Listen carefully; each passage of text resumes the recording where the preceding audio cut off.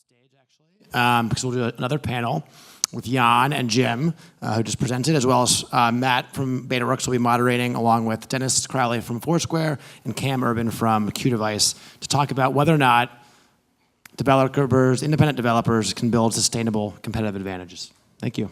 Just those ones.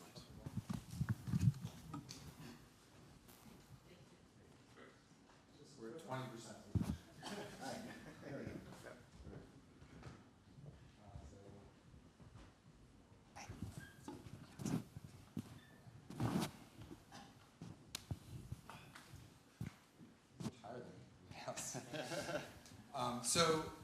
So thank you guys for all joining the panel. As Patrick mentioned, the topic is how do independent developers build a sustainable advantage?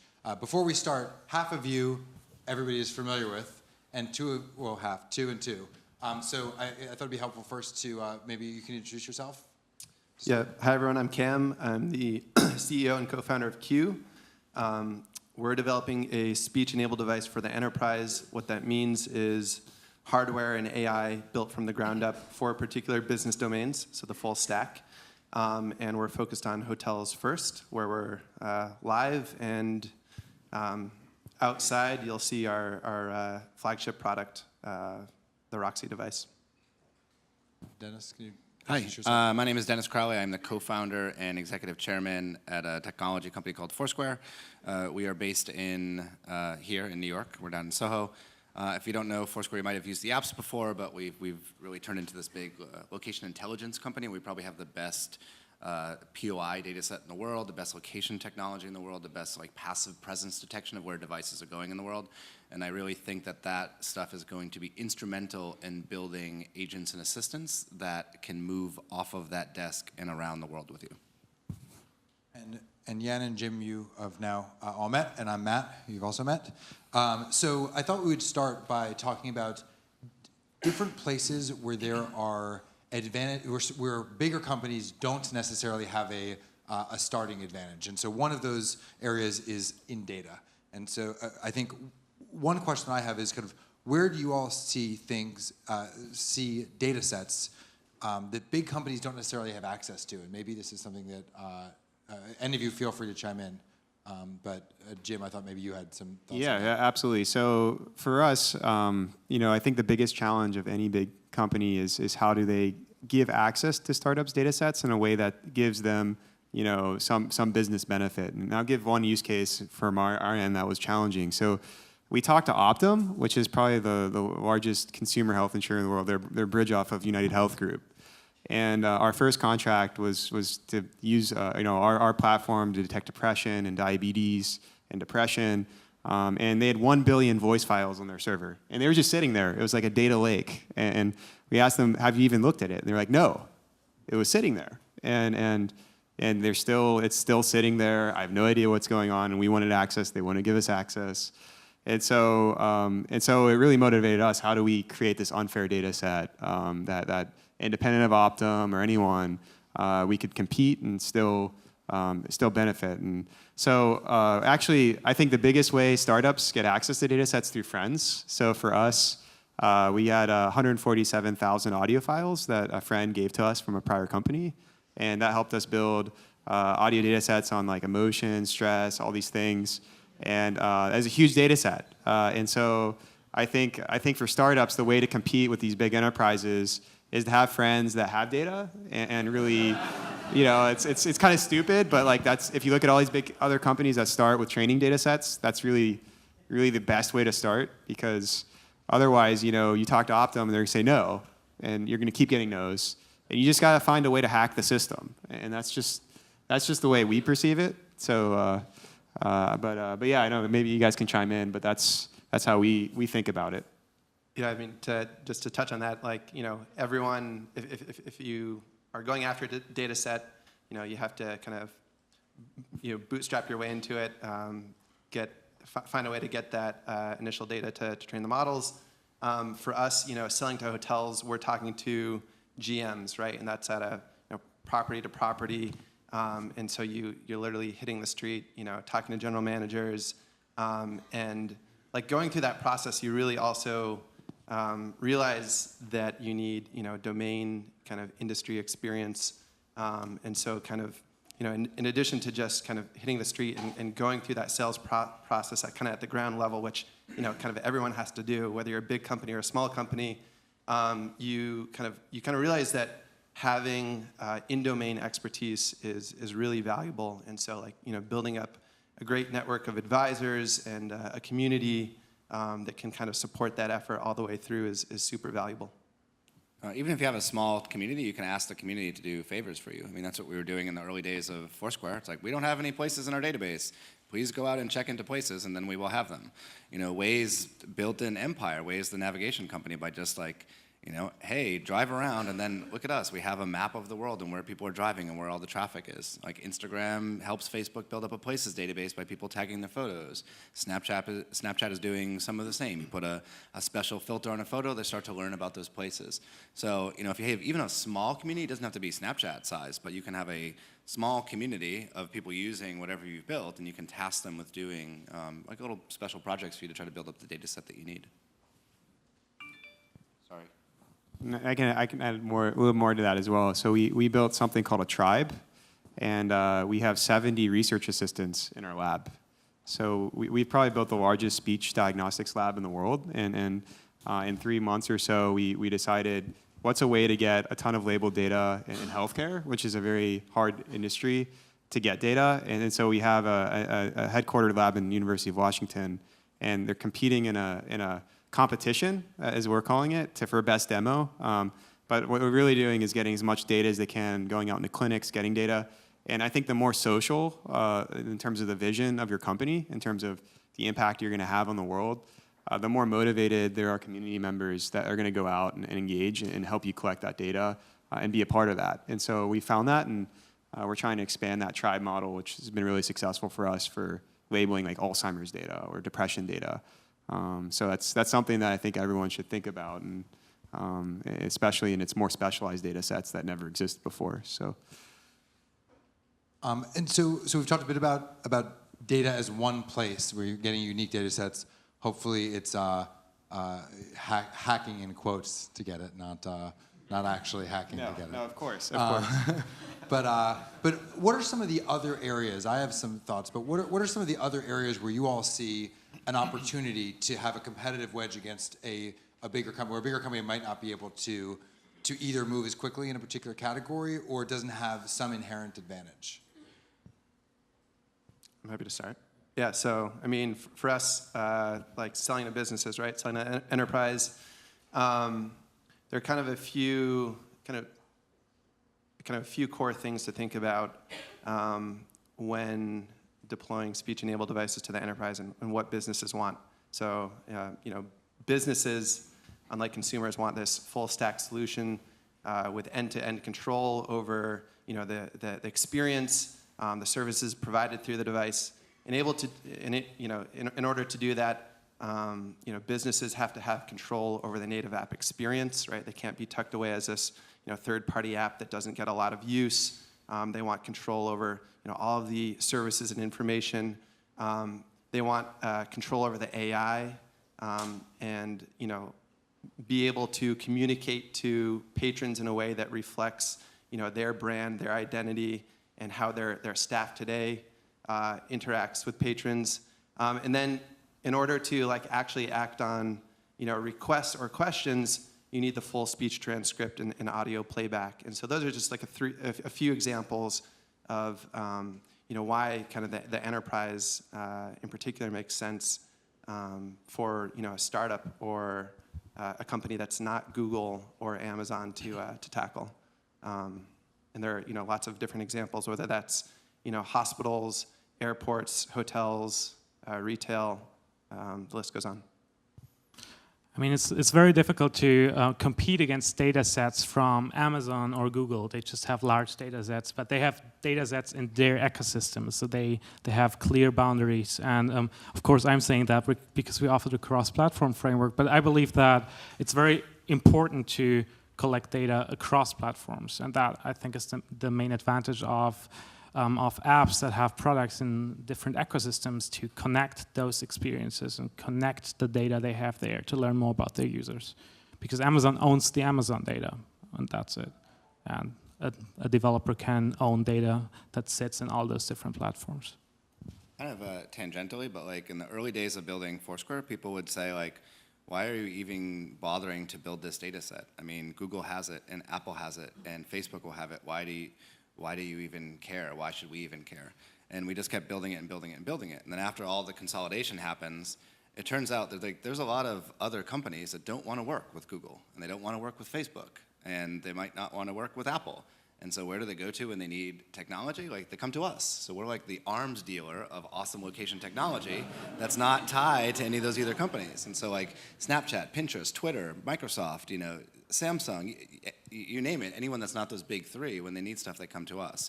Like, we didn't plan the company to be in that position, but now that we have it, like now that we have these data sets and tools, it's like, how do we work with everyone here, with everyone on the stage, to make things that sometimes Google and Facebook or Apple, they might have, but they don't want to share with developers. Like Siri, notoriously closed in a lot of ways.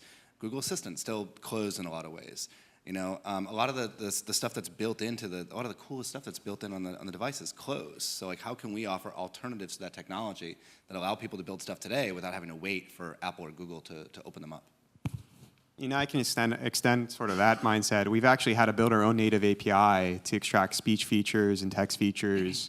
And I know Google, I know Apple, every big company out there has it. And and I understand why they can't open it up. You know, there's a lot of reasons why not. But building it natively, you learn a lot. I think when you start building the software that they have internally in-house, you start realizing the challenges and opportunities.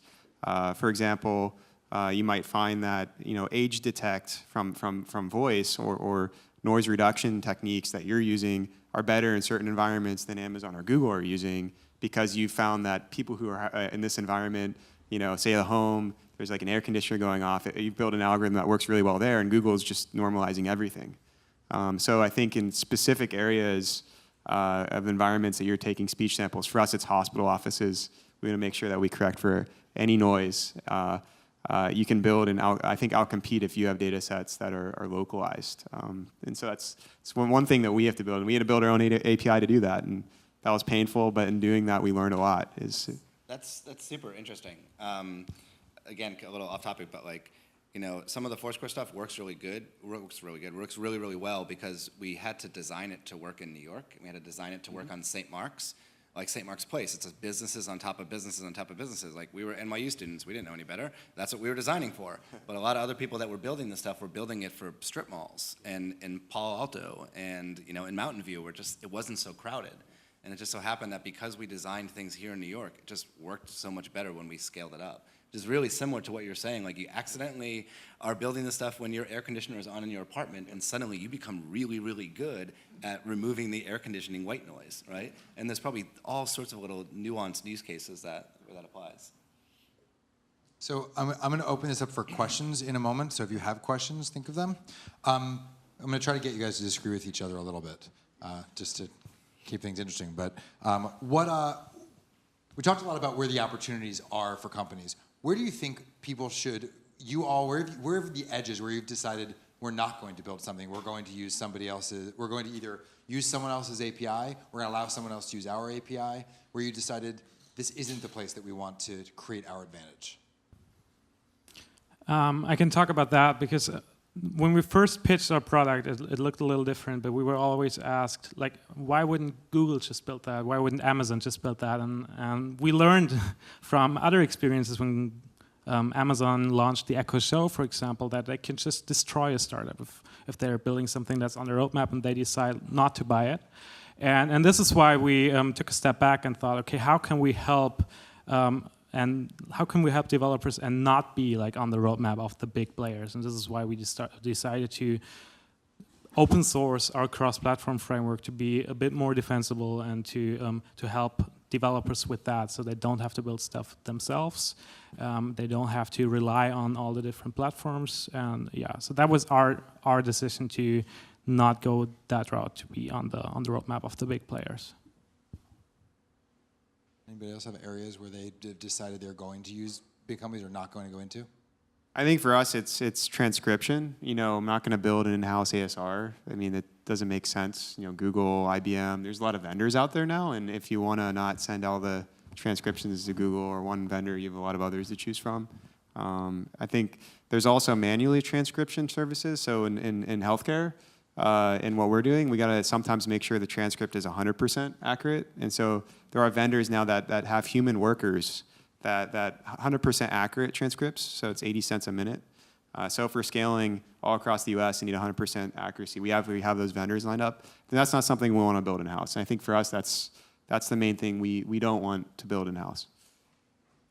Kind of on the other side of that, like we run into a lot of developers, not developers, but like bigger companies before we end up partnering with them, that are like, hey, we're going to build our own map of the world, and we're going to build our own place shapes and understand where all the Bluetooth beacons in the world are. I'm like, it's a lot of work. Like your team's going to be very, very distracted by that. You should just use the stuff that we've built. And like over and over again, like we before we do a deal with a company, like they try to go the road of building it on their own. And then usually they spend like a year doing it, and then they come back and they say, okay, can we actually revisit that deal? Because it's really, really hard. And I'm like, yeah, it's really, really hard. But yeah, like we're on the opposite side of that, where we're trying to convince people, don't build on your own. Actually use some of our own stuff. Thanks. So are there questions? If you have a question, just throw up your hand, and if you don't, that's okay too. But we'll turn the lights up a little bit to see. Yeah, you can just yell it out. Yeah, so I have a question about developers. You've got several on the stage, which is great. So how are you deciding today about what you're building, what's open source, and what to keep closed and proprietary? What are the decision factors that go into that? So I'll just repeat the question quickly. As a developer, how do you think about what's to open source versus what to keep proprietary? So we thought that a framework for cross-platform development is so important, and there shouldn't be like 5, 6 different SaaS services, that there should just be one framework that a lot of people contribute to, and that's why we decided to do that. Just because there's so many changes with all the platforms, and people need to trust us. People need to trust that they can rely on this framework, and if they know that there's many people contributing to that and that it's open, then that works. I mean, there's so many developers that just complained about that their pull requests weren't accepted for the Alexa skills kit, for example. And we thought, okay, there's so many people, they're all trying to reinvent the wheel, they're all building their own kind of closed frameworks, and that it's important to have a player there that's just open source and works with the community. It's a very close-knit community, the voice developers. So there's just 1,000 people in the Alexa Slack, for example, 30 in the Cortana Slack. And so there's really... it's a really close-knit group, and this is why everyone learns from each other, and it's just the right time to work together. Any other thoughts on when to open source, when not to? Yeah, I think for us, I think it depends on who's developing the software, whether it's in collaboration with others or in-house. So for us, in our tribe, we actually have software developers, and they release their code under an Apache license. So if there are independent developers that want to work with us, we actually have them release their code as an Apache license that we then include in our enterprise products. And I think open source contributions versus in-house contributions are different. So that's one thing to think about. Then the other thing is in-house, you got to think about what's speeding up your growth as a company. Some things make sense open source to speed up your growth, and who your target is. For us, we're targeting a lot of health systems and a lot of consumers.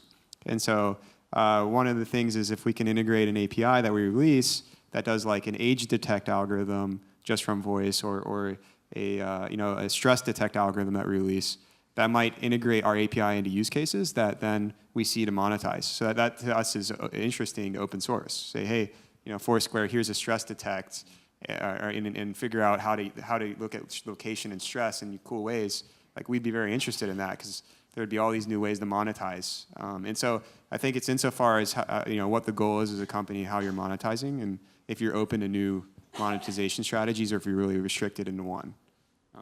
For us. Another question?